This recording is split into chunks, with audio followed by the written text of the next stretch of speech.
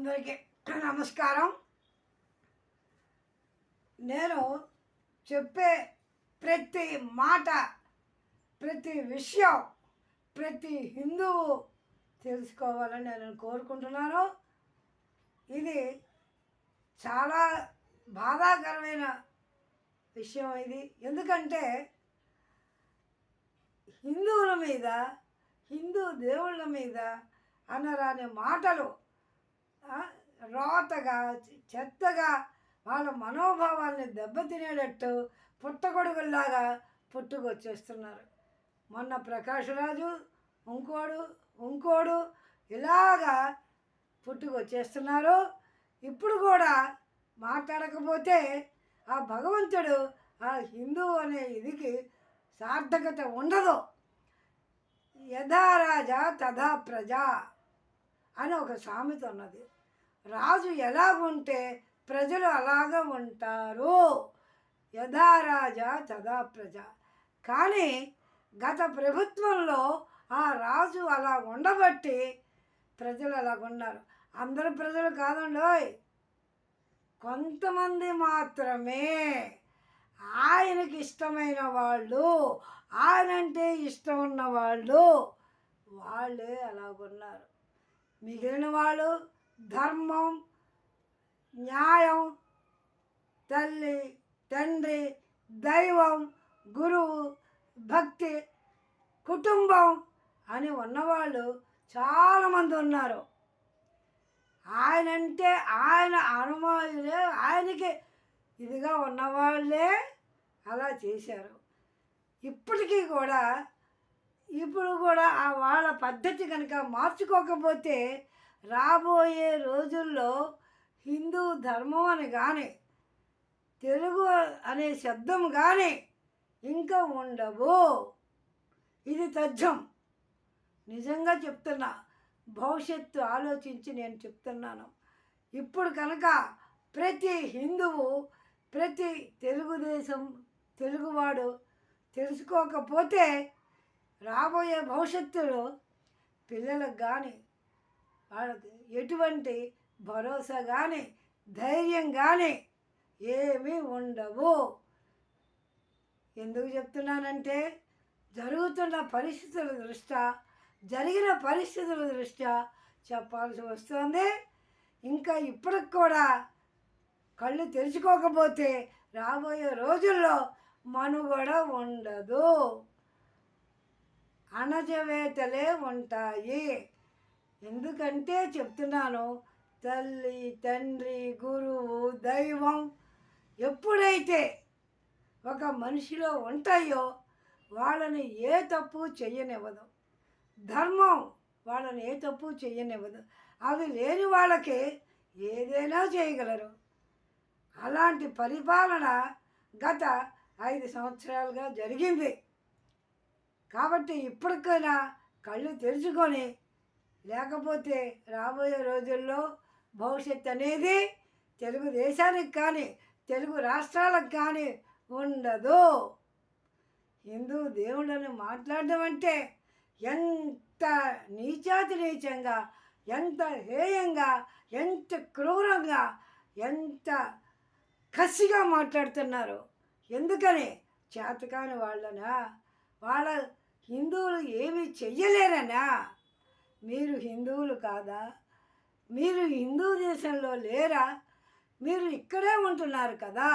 మీరు మళ్ళీ ప్రకాష్ రాజుకు చెప్పినట్టే మళ్ళీ చెప్తున్నాను, హిందువుల దగ్గర మీరు లేరా? మీరు ఎక్కడ ఉంటున్నారు? ఎవరితో మొసలుతున్నారు? ఎందుకో ఈ విచక్షణ లేకుండా ఈ మాటలేంటి? హిందూ దేవుళ్ళని ఇప్పుడు ఎక్కడెక్కడ తిరుగుతున్నారు, ఎక్కడెక్కడ ఉంటున్నారు? హిందువులు మనసు బాధపడితే ఆ భగవంతుడే వాళ్ళని కాపాడుతాడు. ఆ భగవంతుడే వాళ్ళకి బాధపడినప్పుడు ఆ భగవంతుడే చూసుకుంటాడు. ఇది మళ్ళీ చెప్పవలసిన విషయం ఇది. కాబట్టి దయచేసి మిమ్మల్ని అడగాల్సిన పని లేదు. ఎంతమంది పుట్టగొడుగుల్లా పుట్టుకొస్తూనే ఉన్నా ఇప్పటికీ పుడుతున్నారు, వస్తున్నారు. ఆ రోజు ప్రకాష్ రాజు ఇంకోడు ఇలాగ వస్తూనే ఉన్నారు. వాళ్ళకి నచ్చినట్టుగా వాళ్ళకి ఇది జరిగినట్టుగా మాట్లాడుతున్నారు. భగవంతుడు వాళ్ళకి హిందూ దేవుళ్ళు వాళ్ళకి ఏం అపకారం చేశారు? ఇంత కూడు గుడ్డ సంఘంలో పరపతి అన్నీ ఇస్తూనే ఉన్నాడు కదా. ఆ భగవంతుడే కదా, హిందూ గాలే కదా పీలుస్తున్నారు. మీరు ఎక్కడ ఉంటున్నారో, ఏ ఇతర రాష్ట్రాల్లోనా ఇతర దేశాల్లోనా ఎక్కడా లేరు కదా. ఎందుకు మీకంత కసి, ఎందుకు మీకంత కోపం? కావాలనా? ఎవరి గురించి? ఎవరో ఒకడు సంతోషిస్తాడని మీరు ఇలా చేస్తున్నారా? వాడు సంతోషించినా సంతోషించకపోయినా మీరు పతనమైపోతున్నారు. ఇది నిజం. ఎవరి సంతోషానికో మీరు మాట్లాడకండి. హిందూ దేవుళ్ళను తిట్టకండి. హిందూ మనోభావాలను దెబ్బతీయకండి. ఏ ఒక్కడి సంతోషం కోసమో మీరు మాట్లాడద్దు. అది మన పతనానికే అది జరుగుతుంది. ఇప్పటికిప్పుడు కూడా ఎలాగున్నారు? ప్రకాష్ రాజ్ ఎలా మాట్లాడాడు? ఆయనకు అంత అవసరమా? చిన్నవాడా? తెలియనివాడా? అన్నీ తెలిసినవాడే కదా. ఎందుకు మాట్లాడాలి? ఎందుకు? ఆయనకి అంత అవసరం ఏమిటి? ఆయన మొదట్లోనే అడిగారు, చెప్పారు, అందరూ అడిగారు, ఎందుకు నీకు నువ్వు ఎక్కడ ఉన్నావు, ఏం చేస్తున్నావు అని అడిగినప్పుడు మళ్ళీ ఇంకోడు ఏంటిది, ఏమీ చెయ్యలేరు, ఏమీ కాదు అలా అంటారు. అంటే గొడవలు కావాలా? గొడవలకి హిందువులు రారు. మరి ఒక్కసారి చెప్తున్నా, మీరు దేవుళ్ళనన్నా ఏమన్నా వాళ్ళ మనసులు బాధపడతాయి. వాళ్ళు ఆక్రందన ఆ దేవుడు చూస్తూనే ఉంటాడు. తగిన శిక్షలు వేస్తూనే ఉంటారు. కుటుంబానికి వదిలేసి, ఇళ్ళు వాకిళ్ళు వదిలేసి ఎక్కడెక్కడో తిరగవలసిన పరిస్థితి కలుగుతోంది. ఆ దుస్థితి మీకు కలుగుతోందంటే ఇది ఎవరిచ్చారు? ఎవరు చూస్తున్నారు? ఇప్పటికైనా మారండి. మీకు ఏమి వచ్చింది? రాముడినన్నా కృష్ణుడినన్నా మీ ఇంటికి వచ్చారా? మళ్ళీ అడుగుతున్నాను, మిమ్మల్ని ఏదైనా అడిగాడా? మీ ఆస్తులు రాసిమ్మన్నారా? లేదా అంటే మీ డబ్బుని ఇమ్మన్నారా? మీ హోదాని ఇమ్మన్నారా? మీ పరపతిని ఇమ్మన్నారా? ఏమిటి ఇమ్మన్నారు? ఒక మనిషి ఆనందం కోసమని మీరు అలా చెయ్యకండి, మాట్లాడకండి. ఇది మంచిది కాదు.